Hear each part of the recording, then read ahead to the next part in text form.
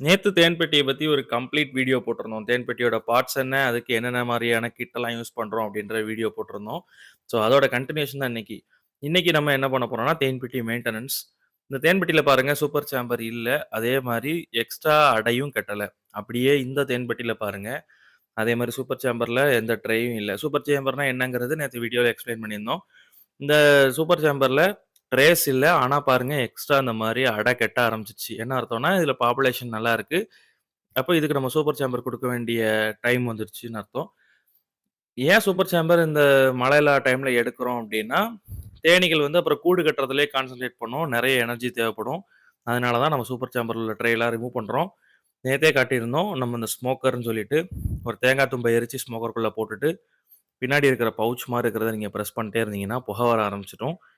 இது எதுக்கு யூஸ் பண்றோம்னா, தேனீக்கள் வந்து இந்த புகைய பட்ட உடனே கொஞ்சம் விலகி போகும். பார்த்தீங்கன்னா தெரியும். இந்த தேன் கூட்டு மேல போய்